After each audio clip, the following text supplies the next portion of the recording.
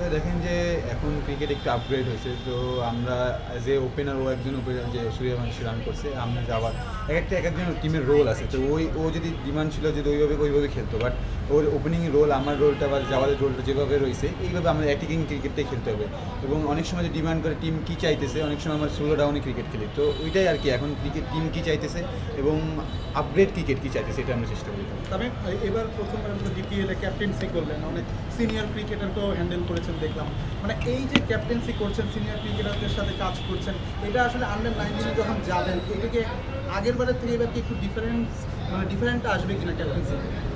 আসলে দেখেন যে অবশ্যই, কারণ ওখানে আমি সিনিয়র প্লেয়ারদের সাথে তাদের সাথে কথা বলে অনেক এক্সপিরিয়েন্স বা অনেক কিছু শিখছি, যেটা আমাকে অনেক হেল্প করবে। আর আশা করি যেটা মানে একটা হেজিটেশনের মধ্যে থাকা যায়, যে আগে যেটা একটু হয়েছিল, কিন্তু এখন আর ওইটা আমার মধ্যে মানে কাজ করে না। বাট ইনশাল্লাহ যেটা শিখছি সেটা দিয়ে অ্যাপ্লাই করার ওখানে ইনশাল্লাহ আশা করি ভালো। এবারের আন্ডার-19 স্টিন্টের একদম শুরুতেই একটা শিরোপা জিতেছেন এশিয়া কাপ, এটা আসলে পরবর্তী যে সময়টা আপনাদের কতখানি মোটিভেট করছে? না অবশ্যই, দেখেন যে আলহামদুলিল্লাহ যেটা আমরা এশিয়া কাপে নিচ্ছি এবং যেগুলো সিরিজ সামনে আছে, আমরা এটা ওয়ার্ল্ড কাপের জন্যই প্রস্তুতি, তো আলহামদুলিল্লাহ ওভারঅল সব দিক থেকে নিজেদের মধ্যে ফিলিংসটা কেমন কাজ করছে যে একটা নতুন একটা আপনারা দ্বিপাক্ষিক সিরিজ খেলবেন? দেখেন যে এটা একটা কনফিডেন্স থাকেই যে সবাই আমরা এই করতেছি, ভালো করতেছি এবং আমাদের অনেক প্লেয়ারই আমরা ফার্স্ট ক্লাস এবং যেটা টিম যে ঢাকা প্রিমিয়ার লিগে খেলতেছি, এটা আমাদের অনেক এক্সপিরিয়েন্স এবং ইনশাল্লাহ আমরা ভালো কিছু টার্গেট নিই।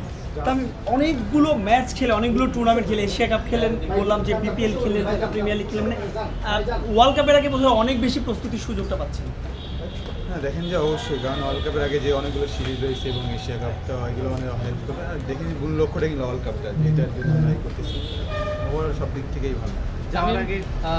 যারা চ্যাম্পিয়ন হয়েছিল যে ব্যাচটা 2020-এ, তারাও ঠিক আপনাদের মতো এই প্রিমিয়ার লিগটা খেলতো অনেক, ইনফ্যাক্ট বিপিএলও খেলেছিল তাওহিদ, শরীফুলরা।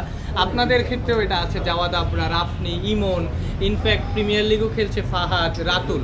সো এক্সপিরিয়েন্সটা কোয়াইট সিমিলিয়ার, আপনাদের লক্ষ্যটাও নিশ্চয়ই সিমিলিয়ার থাকবে। হ্যাঁ দেখেন যে আমরা যে কদিন আসি প্রিমিয়ার লিগ, এটা অনেক এক্সপিরিয়েন্স যে আমরা ঢাকা প্রিমিয়ার লিগটা খেলতেছি এবং এটা আমাদের সামনে অনেক হেল্প করবে। আর যারা আসি, আমি যাওয়ার যারা আছে আমার টিমে এবং ইমন, রাতুল, সব কিছু একটা নতুন এক্সপিরিয়েন্স যাইতে তারা বুঝে আছে আসলে একটা যখন বড় প্লেয়ারের সাথে এখানে ফেস করে তাস্কিন বাইরে এবং যারা আছে বড় প্লেয়ার ব্যাটিংও যেমন করতেছে, তো ওই দুইটা বাজে বল করতেছে, সো ওভারঅল সব দিক থেকে একটা ভালো এক্সপিরিয়েন্স, যেটা কিনা অনেক হেল্প করবে আমাদের জন্য সব কিছুর জন্য। আরেকটা ব্যাপার একটু বলি, আমি একটু পিয়ালের সাথে একটু অ্যাড করে নিচ্ছি, মানে পিয়াল বলছিল অনেক কিছু সিমিলার, সাথে খেলাটাও হবে সেই আফ্রিকা যেখানে আপনারা চ্যাম্পিয়ন হয়েছিলেন, এটা একটা বাড়তি মোটিভেট নিশ্চয়ই করবে। হ্যাঁ অবশ্যই, কারণ ওখানে গিয়ে আমরা যেভাবে আমরা একটা এক্সপিরিয়েন্স বা একটা যেটা হার্ডওয়ার্ক করে যাইতেছি, এটা অবশ্যই, কারণ কি দেখেন যে সিরিজ টিরিজ যেগুলো রয়েছে সবগুলোই কিন্তু ভালো আমাদের প্রস্তুতি, এইটাই জন্য।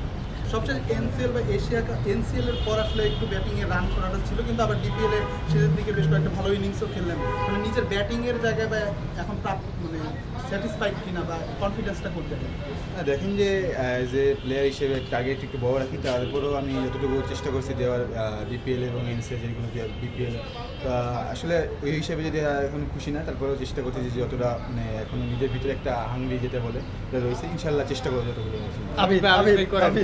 হেজিটেশন টাকার কথা বলছিলেন আপনারা, বিপিএলটা খেলেই এর করতেছেন, খেলার একটা প্রিপারেশন চলছিল, খেলার মধ্যে থেকে আরেকটা খেলাতে যাচ্ছেন, আপনি এবং যাওয়ার দুজনেই একই টিমে ছিলেন, ক্যাপ্টেন ভাইস ক্যাপ্টেন, নিজেদের মধ্যে খেলাটা হয়ে গেছে, মানে কতটুকু জেল হয়েছে এবং নিজেদের মধ্যে এই মানে একটা খেলা থেকে আরেকটা খেলা মানে বুস্ট আপ কতটুকু? দেখেন যে আমরা খেলার উপরে যেহেতু আসি আর ম্যাচ বাই ম্যাচ যে প্লেয়ার হিসেবে এগুলো অনেক এক্সপিরিয়েন্স, যেটা বললাম, যেটা আমি বারবার বলতেছি যে এটা আমাদের অনেক লার্নিং স্টেজ এবং আমরা শিখতেছি, এখনও বড় ভাইদের কাছে যেভাবে শিখতেছি এটা আমাদের অনেক হেল্প করবে, যেটা কিনা আমরা ওয়ার্ল্ড কাপ পর্যন্ত মনে করি যে এই যে সিরিজগুলো হইতেছে, যে বাইরের কন্ডিশনে কেমন উইকেট, সেখানে ওয়েদার, একটা ধারণা মাথায় আসতেছে, তো এটাই আর কি চেষ্টা করবো যেভাবে ওখানে যে ভালো উইকেটটা করা।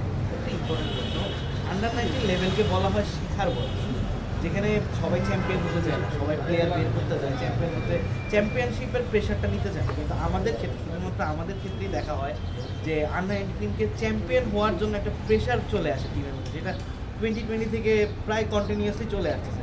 তো এই জিনিসটা আপনারা কি মানে প্রায়োরিটাইজটা কী থাকে, শেখা নাকি ফার্স্ট চ্যাম্পিয়ন? হ্যাঁ দেখেন, যখন আমরা এই যে লিগগুলো খেলি এবং সিরিজ টিরিজ অবশ্যই যেগুলো চাই, অবশ্যই এখানে শেখাতে অবশ্যই সাদা দেখতেছে কন্ডিশন। একজন প্লেয়ার হিসেবে আপনি যখন দেশের বাইরে যাবেন অবশ্যই ভিতর থেকে চাই যে আমরা জিতবো, কিন্তু শেখাটা অবশ্যই শিখি যখন আমরা কোনো একটা ফল করতেছি বা কোনো একটা দেখতেছি যে এটা আজকে হয়তো বা আমি আজকে যেটা করছি যে 0 আউট হয়েছি হয়তো আমার কী করা উচিত ছিল এখান থেকে শিখতে থাকি। বাট কিন্তু মনের ভিতরে একটাই থাকে যে জিততে হবে জানি, অবশ্যই শিখে দুইটাই কিন্তু থাকে এজ এ প্লেয়ার হিসেবে, তো ওইটাই আর কি চেষ্টা করি।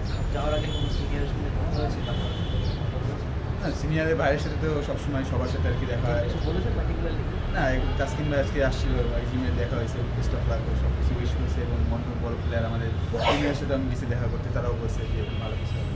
থ্যাংক ইউ ভাই, বেস্ট অফ লাক।